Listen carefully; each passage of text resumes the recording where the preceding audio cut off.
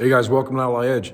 So the last video that I posted on YouTube, I did a Montezuma triangle style toolbox. It's not a Montezuma.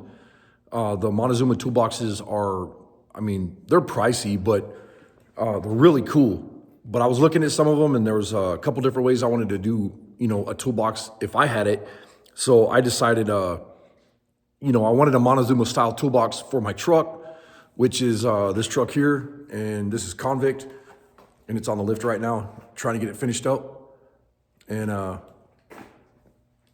so I decided I want to go ahead and get a Montezuma style toolbox or build one.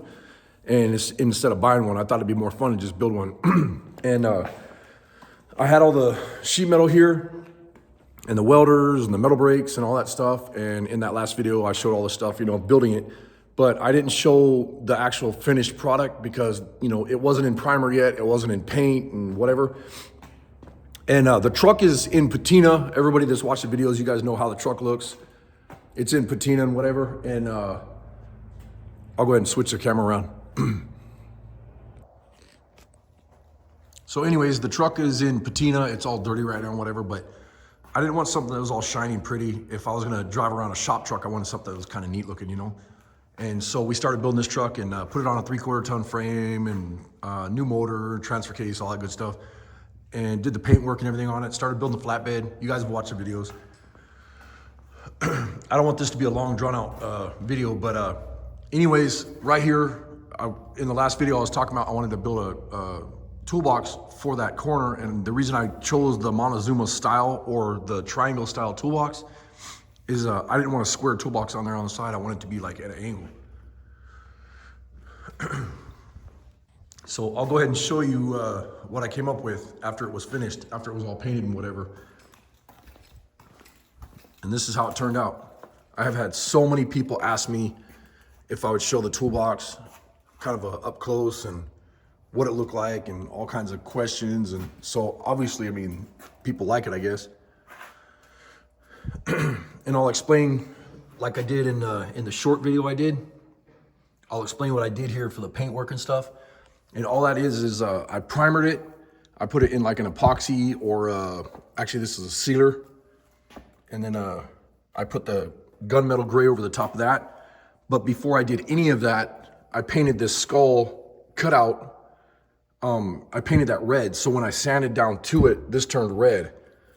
And then I put clear coat over everything. So it's got primer. It's got the red first on here. I just sprayed it with, paint. And then the gray primer, the gunmetal gray, and then sanded it down until I got this effect. And then I went through and hand painted all these effects on here. And this is the other thing that everybody keeps asking me about is like, how did I get the effect or whatever? But this is a cutout. This is a metal cutout. You see the spot welds where I welded this on to the toolbox. So this is cut out with a plasma table, plasma cutter table. Kind of like, you would do stuff like here and whatever, And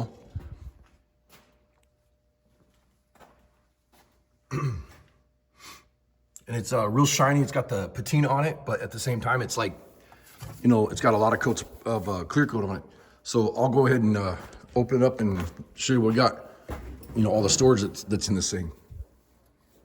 And then how I set it up, that's the other thing I was gonna say, is I set it up so that it's nice and simple. I don't have any shocks. I don't have any parts that can fail for the lid. So I wanted a simple lock setup. You close it, you lock it, and then when you go to open it up, I'm gonna do this one-handed. This is kind of hard to do one-handed. See if I can do this. And then you put the lock through here, and I'm just putting a drill bit through there just because I don't have a lock in my hand.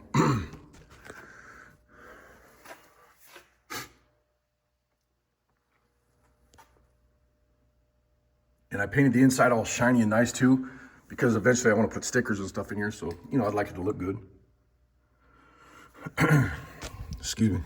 Got a little bit of a cold today, so don't mind the noise. But the tool storage in this thing is crazy. And I made everything so everything has its spot, Nuts and bolts, tools all over the place, safety glasses. You name it, it's in here. welding magnets, chisels, punches, tape measure mount, and then welding pliers and calipers. You got veneer calipers right here. And then behind here, you got wrenches. And the other thing is, a couple people were saying, well, how do you get your wrenches? It's super easy. You go like that. And then when you want to put it back, see how fast that is? And then the front ones, obviously the ones you use the most are in the front. And then in the back, you just move these out of the way. You got all your Makitas and Milwaukees and grinders and ratchets, impacts, everything's back here.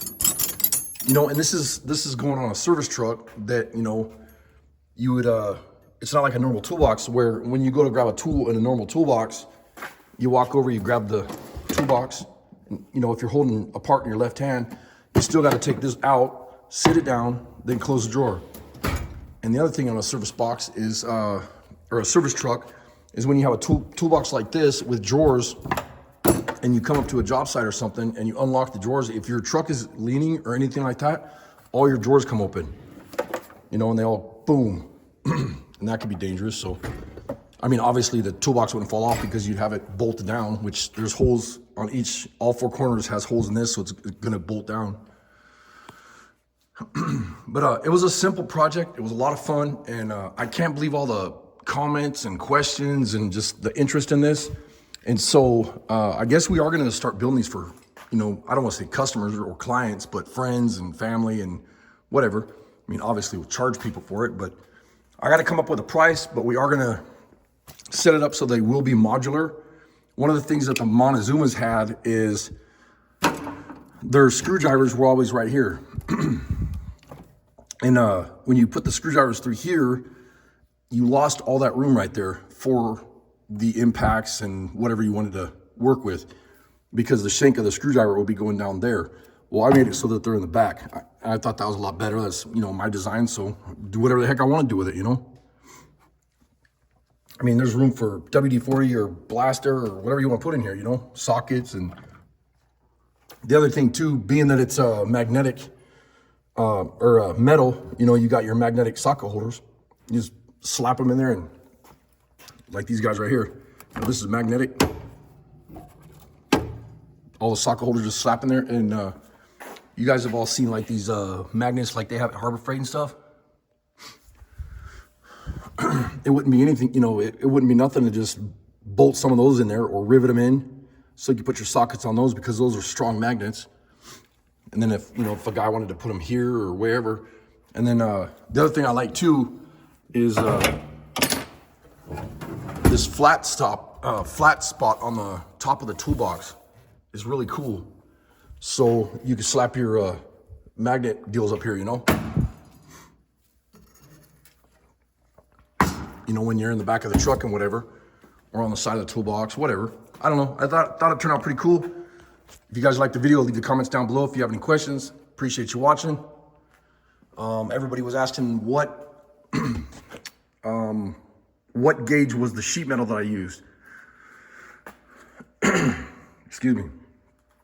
And it was, I believe it was 18 gauge is what we used. And on the base, I think it was I want to say it was 20 gauge and then 18 on the base. I'll have to check though. I'll have to make sure. But anyways, I'm gonna get out of here. Appreciate you guys watching. We'll see you on the next video. Later.